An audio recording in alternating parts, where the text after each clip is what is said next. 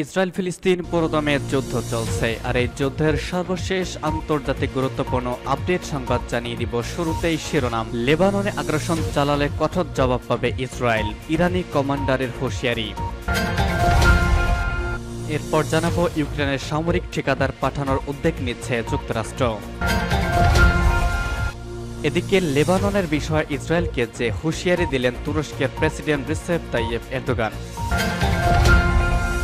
আরও জানাবো হামাসকে পরিণতি ভোগের হুমকি ইসরায়েলি প্রতিরক্ষা মন্ত্রীর। এদিকে বলিভিয়ায় প্রেসিডেন্টের বাসভবন ঘিরে সেনাবাহিনীর অভিযান, অভ্যুত্থানের চেষ্টা। এবং সর্বশেষ জানিয়ে দিব পাকিস্তানে তীব্র তাপপ্রবাহ, 6 দিনে 5 শতাধিক মৃত্যু। এতক্ষণ শুনছিলেন গুরুত্বপূর্ণ সংবাদ শিরোনাম, এখন জানিয়ে দিব বিস্তারিত।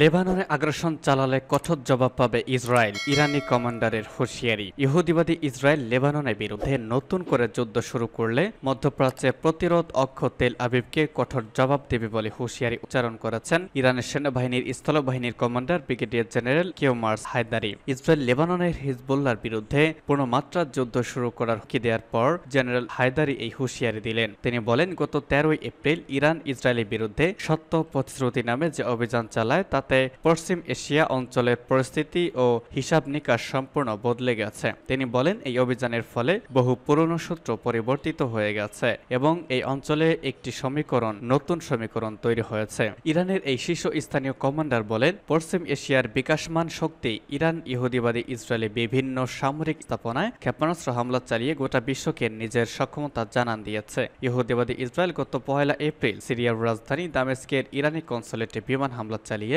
ইরানের 2 জন জেনারেল সহ 7 সামরিক উপদেষ্টাকে হত্যা করে। এর জবাবে 13 এপ্রিল ইসরায়েলের সামরিক স্থাপনাগুলো লক্ষ্য করে 3 শতাধিক ক্ষেপণাস্ত্র ও ড্রোন নিক্ষেপ করে ইরান। সত্য প্রতিশ্রুতি নামক ওই অভিযানে ইসরায়েলের ব্যাপক ক্ষয়ক্ষতি হলেও সেসব খবর প্রকাশ করেনি তেল আবিব। জেনারেল হায়দারি তার বক্তব্যে গাজা উপত্যকায় গত প্রায় 9 মাস ধরে ইসরায়েলি অপরাধ যোগের প্রতি ইঙ্গিত করে বলেন, দখলদার সরকার গাজা নামক চোরাবালিতে আটকা পড়েছে। তিনি বলেন, ইহুদিবাদী ইসরায়েল লেবাননের বিরুদ্ধে যে হুমকি দিয়েছে তা নতুন কিছু নয়, তবে সেই হুমকি বাস্তবায়ন করলেও তেল আবিব নতুন কিছু দেখতে পাবে।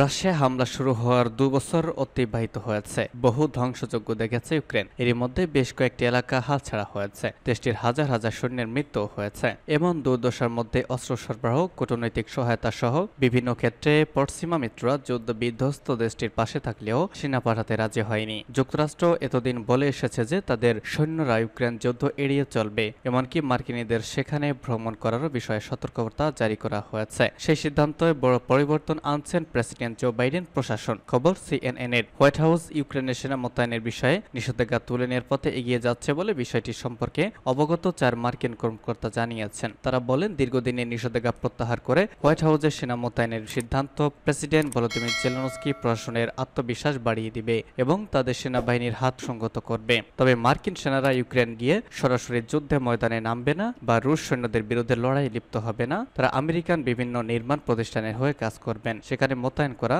মার্কিন বিভিন্ন অস্ত্র দেখভাল করবেন এবং নষ্ট হয়ে যাওয়া সমরাস্ত্র ও সামরিক যান মেরামত করবেন, যাদের বলা হচ্ছে মিলিটারি কনস্ট্রাক্টর। তবে বিষয়টি এখনো কর্মকর্তাদের পর্যায়ে রয়েছে। নথিতে চূড়ান্ত স্বাক্ষর করেননি প্রেসিডেন্ট বাইডেন। এদিকে ইউক্রেনের সেনা না পাঠানোর সিদ্ধান্তে বাইডেন এখনো দৃঢ় অবস্থানে আছেন বলে দাবি করেছেন প্রশাসনের এক কর্মকর্তা। তিনি বলেছেন, এ বিষয়ে কোনো আলোচনা বা সিদ্ধান্ত কিছুই হয়নি। তবে একবার সিদ্ধান্তটি অনুমোদন হওয়ার পর এবছরই তা কার্যকর হতে পারে বলে সূত্রটি জানিয়েছে। একই সঙ্গে প্রথমবারের মতো ইউক্রেনের অভ্যন্তরে কাজ করার অনুমতি দেওয়া হতে পারে আমেরিকান কোম্পানিগুলোকে। তুরস্কের প্রেসিডেন্ট রিসেপ তাইয়েপ এরদোগান ইসরায়েলের আগ্রাসনের পরিকল্পনার বিরুদ্ধে মধ্যপ্রাচ্যের দেশগুলোকে লেবাননের পাশে দাঁড়ানোর আহ্বান জানিয়েছেন। সেই সঙ্গে বলেছেন, তুরস্ক লেবাননের পাশে থাকবে। গতকাল তুর্কি সংসদে বক্তব্য দেওয়ার সময় এরদোগান বলেছেন, ইসরায়েলের প্রধানমন্ত্রী বেনিয়ামিন নেতানিয়াহু গাজা যুদ্ধকে এই অঞ্চলে ছড়িয়ে দেওয়ার পরিকল্পনা করেছেন। গাজাকে ধ্বংস ও পুড়িয়ে ফেলার পর ইসরায়েল এখন লেবাননের দিকে নজর দিয়েছে। আমরা দেখতে পাচ্ছি পশ্চিমা দেশগুলো পর্দার আড়ালে ইসরায়েলকে সমর্থন দিচ্ছে। মধ্যপ্রাচ্য জুড়ে যুদ্ধ ছড়িয়ে দিতে যে পরিকল্পনা ইসরায়েলের প্রধানমন্ত্রী বেনিয়ামিন নেতানিয়াহু করেছেন তা পুরো অঞ্চলকে বড় বিপর্যয়ের দিকে নিয়ে যাবে। তবে তুরস্ক লেবাননের ভ্রাতৃপ্রতিম জনগণ ও রাষ্ট্রের পাশে রয়েছে। আমি অঞ্চলের অন্যান্য দেশকে লেবাননের সঙ্গে সংহতি প্রকাশ করার আহ্বান জানাচ্ছি। তুর্কি প্রেসিডেন্ট রিসেপ তাইয়েপ এরদোগান সতর্ক করে বলেছেন, এই অঞ্চলে যুদ্ধ ছড়িয়ে দেওয়ার জন্য নেতানিয়াহুর পরিকল্পনা রয়েছে। তার এই পদক্ষেপ এই অঞ্চলটিকে বিপর্যয়ের দিকে নিয়ে যাবে। তিনি যোগ করেছেন, ইসলামী বিশ্ব এবং মধ্যপ্রাচ্যের দেশগুলোকে এই রক্তাক্ত পরিকল্পনার বিরুদ্ধে প্রথম প্রতিক্রিয়া জানাতে হবে। যে রাষ্ট্রগুলোর স্বাধীনতা, মানবাধিকার এবং ন্যায় বিচারের কথা বলে তারা নেতানিয়াহুর হাতে বন্দী হয়ে আছে, এটি অত্যন্ত ভয়াবহ একটি বিষয়।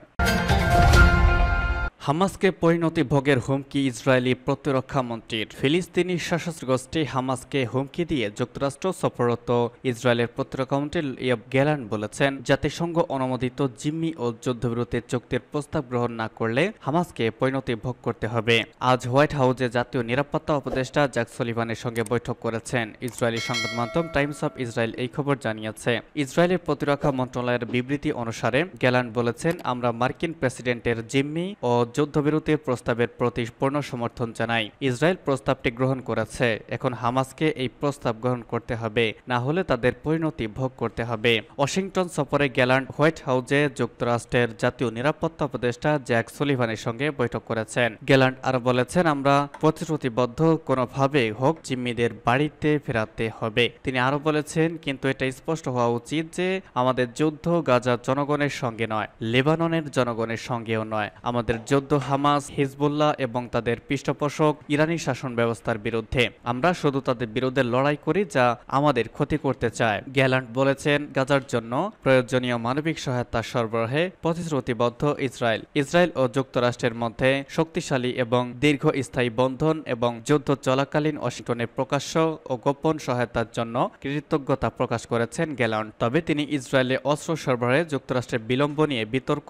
ও বিরোধ সম্পর্কে প্রকাশ্য ভিন্নমতের কথা স্বীকার করেছেন। তিনি বলেছেন, প্রত্যেক পরিবারে আমরা আমেরিকার জনগণকে আমাদের পরিবার মনে করি। মতবিরোধ হতেই পারে, তবে সব পরিবারের মতোই আমরা আমাদের মতবিরোধ ঘরোয়াভাবে আলোচনা করি এবং একসঙ্গে থাকি। অনেকে এই মন্তব্যকে ইসরায়েলের প্রধানমন্ত্রী বেনিয়ামিন নেতানিয়াহুর প্রতি সমালোচনা হিসেবে বিবেচনা করেছেন। নেতানিয়াহু এই বিতর্কের শুরু করেছেন।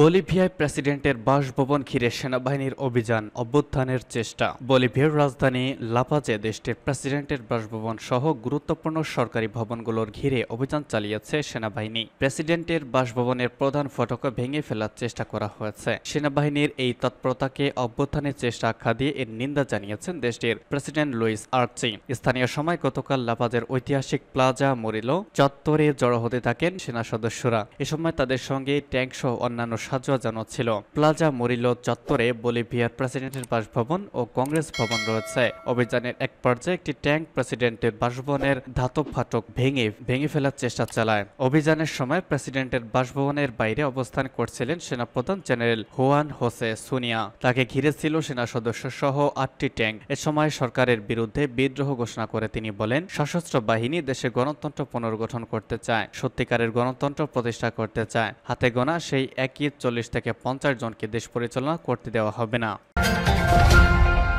এবং সর্বশেষ জানাবো পাকিস্তানের তীব্র তাপপ্রবাহ, 6 দিনে 5 শতাধিক মৃত্যু। দক্ষিণ পাকিস্তানে তাপমাত্রা বাড়ার সাথে সাথে মৃত্যুর সংখ্যাও বাড়ছে। দেশটির ইধি অ্যাম্বুলেন্স পরিষেবা জানিয়েছে তারা সাধারণত প্রতিদিন 30 থেকে 40টি মরদেহ করাচি শহরের মর্গে নিয়ে যায়। তবে গত 6 দিনে তারা প্রায় 568টি মরদেহ সংগ্রহ করেছে। এর মধ্যে শুধুমাত্র মঙ্গলবারই 141টি মরদেহ সংগ্রহ করা হয়েছে। খবর বিবিসির। প্রতিটি ক্ষেত্রে মৃত্যুর কারণ ঠিক কি তা এখনো বলা সম্ভব নয়। তবে করাচি তাপমাত্রা 40 ডিগ্রি সেলসিয়াস 104 ডিগ্রি ফারেনহাইটের ওপরেও রেকর্ড করা হয়েছে। বিভিন্ন স্থানে তীব্র তাপপ্রবাহে মৃতের সংখ্যাও বাড়ছে। আর্দ্রতা বেশি থাকায় আরও বেশি গরম অনুভূত হচ্ছে।